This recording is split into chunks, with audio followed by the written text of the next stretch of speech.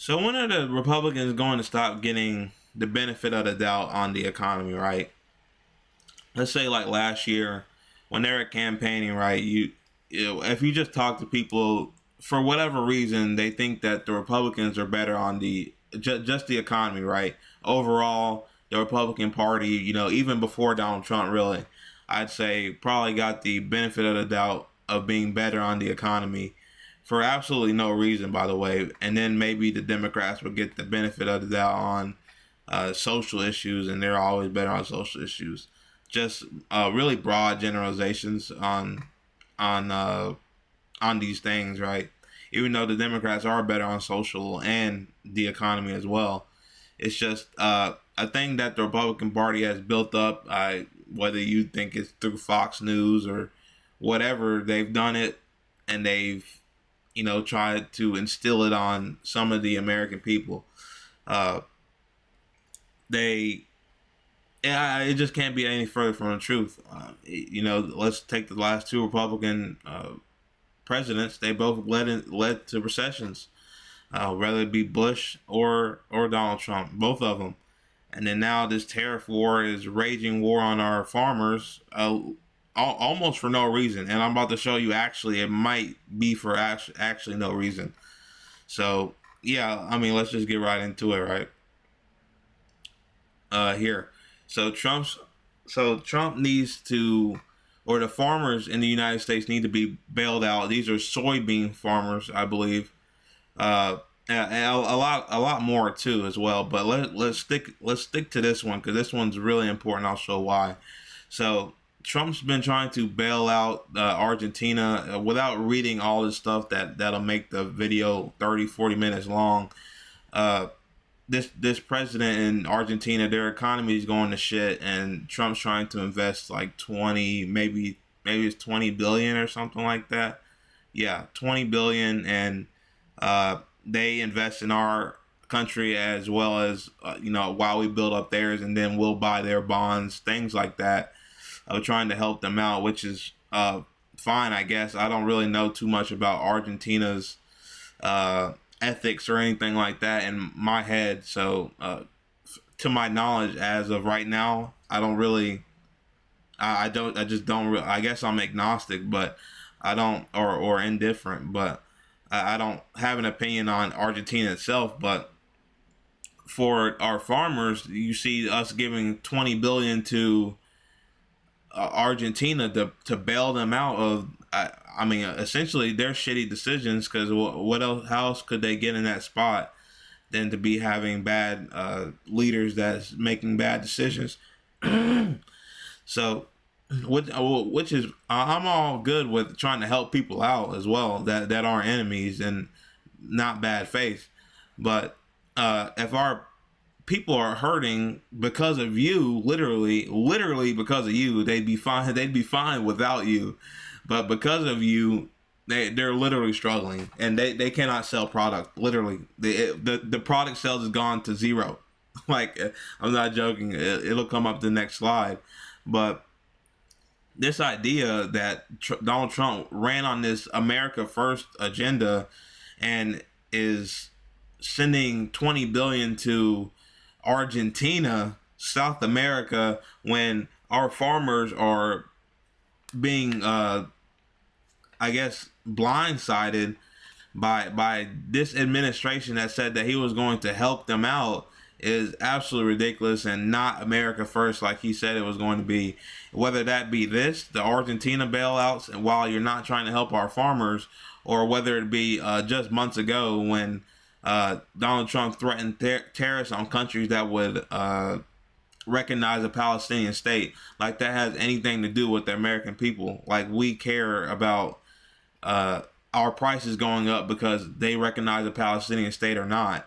That's absolutely ridiculous. So that's what's going on there with Argentina. And then just look at this. I mean, our people, our GDP is going down because of this. Well, the U.S. You see the headline from Reuters, so a good company here. U.S. misses out on billions of dollars of China soybean sales midway through peak season. Okay, and this chart is just so telling. If I can find it real quick, that's not it. Where is this? Okay, it's on the next page. Here it is. Uh, this was the soybean sales to China. Okay, this is by 8 million metric tons. I don't really know the price of soybeans by the metric ton, but this is a lot of price. This is a lot of sales right here. Okay, October during Joe Biden, look how much we were selling. Uh, Almost 6 million metric tons, and then it starts to go down because they know they're about to get hit with tariffs.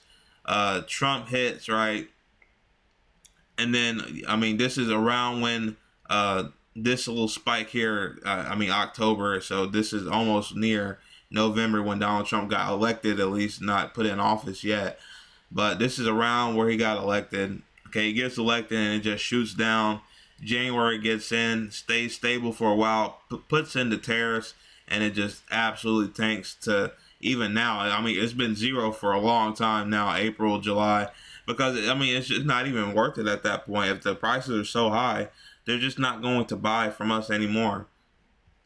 So, well, essentially, what this tells me is he's taking away the money out of Americans' pockets and then shoving it into the federal government. This is exactly what Republicans are supposed to be going against.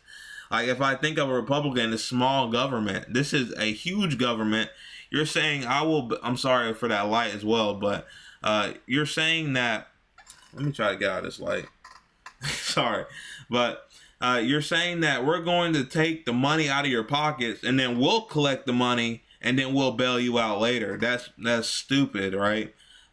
So you're just going to keep collecting money, federal government, collect money with tariffs, and then later on we'll just bail you guys out. That's stupid. What if you don't bail them out? Right, they're just completely broke on their business. Their business is literally gone now. It's literally gone. It's at zero. Look how high it was. It was at 6 million metric tons for weeks, or I guess that's probably like a month, and then it's just completely gone. Like, this administration is absolutely terrible on the economy, terrible on just anything when it comes to money. Let's talk about just recently, literally yesterday or today, really. This is all from today. Sorry, not even yesterday. The Google search help with mortgage. Google searches reached levels unseen since 2009. That's how bad it is. This is why another thing why Donald Trump is literally trying to unconstitutionally, illegally try to fire Lisa Cook, one of the Fed chairs, and trying to pressure Jerome Powell as well before plenty of times, trying to lower interest rates so people could buy homes. I mean, obviously people are hurting that they can't buy homes. This is one of Gen Z's obvious harder questions, because I mean, how can you possibly afford, like think of me, right, 22, 23, and you're thinking of buying a home, and literally the median home price of any house in a decent area is $450,000 or like $500,000. I mean, that's literally insane. I mean, you have to make over 100K for that these days. There's like that baseline of, or not even like a baseline, but that really good mark of, at least when I was growing up. When I was growing up, I thought, wow, $100,000 a year is like a really good wage. You know, I grew up in the South, and you know, when you thought of money and your next job, you were thinking $100,000 is like the perfect amount of money. Like, that is like a really good amount of money for a job, right? And that's like the high, not the highest, but you know, it's really high up there. It's like top 10%. I probably think if you ask the younger me, but today you can't even afford a median house with a really high wage like $100,000, and $100,000 is a good amount of money you're making per year. Let's say you're making 60, 50, right? I mean, you're cooked. You're cooked, as we'd say, right? I mean, what are you going to do? Like, $450,000, you can forget it. With 50K a year, 60K a year, that, I mean, what is a $450,000? With today's interest loans, I mean, it's got to be close to 3. not including the property tax, not including literally just the mortgage itself. That literally has to be what it is, 3,000. Yeah. So I mean, not including the bill or anything. So that's insane. That's definitely insane. Okay, and then what else do you have? Trump administration freezes $18 billion in infrastructure because the government shut down. The Republicans shut the government down. That's another thing. Like all the Democrats are asking is, hey, let's extend the ACA tax credits. The ACA tax credits again. There was a video out that went really viral because Donald Trump couldn't answer it. He literally just dodged the question outright and said, I forgot what he said, but he didn't answer the question. And she asked that, why are you not extending the ACA credits that doesn't include illegal aliens? Because there's position on this, which is really weird and just a terrible lie, that illegal immigrants or the Democrats want Medicaid and Medicare for illegal immigrants, and that's why we won't keep the government open, right? Which is absolutely ridiculous. ACA credits don't go towards illegal aliens, and it can't be used by undocumented immigrants or anything like that. So that's another just bad line of lying, really. Just a terrible line of lying, and isn't getting us anywhere. So the Republicans did indeed shut down the government because they don't want to give ACA tax credits to people. Literally, that's it. And then the last one, right? ADP report, number of U.S. jobs created in September, minus 32,000. Minus 32,000. ADP report, number of jobs created in August revised from negative 3,000 from plus 54,000. So these people are month by month, September, August, July, negative job reports. I can't tell you when the last time that happened. Probably COVID. I didn't look it up. I don't even know. But 3 months in a row, literally, of 3 months in a row of negative job growth, and I mean, I don't know what to say, guys. This administration is terrible on the economy. That's literally like 4 or 5 things where it's just obvious and just very recent of just shitty handling of the economy. So we got to stop giving the Republicans the benefit of the doubt of this. They're good on the economy and shit like this. They're terrible on the economy. Two recessions, COVID and the 2008 market crash. I mean, I mean, and now it's going to be another recession, it looks like. And now people aren't getting paid because the government shut down because the Republicans don't want to give people ACA tax credits to extend, or they don't want to extend the ACA tax credits. So, yeah, I mean, this administration is just awful on the economy. They're terrible, and they're not in favor of the American people at this point. They rather bail out Argentina, even though they claim to be America first. They rather bail them out and give them $20 billion. So maybe down the line they reinvest or some shit, while our people are literally losing their businesses because of Donald Trump's tariff war on China. So there you have it. That's where we're at right now.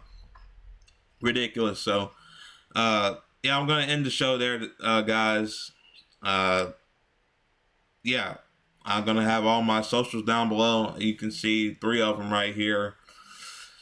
I just released another Substack, but that's really a local news story. But you guys can read if you like. I mean, that's all I have for you guys today. So yeah, I'll see you guys in the next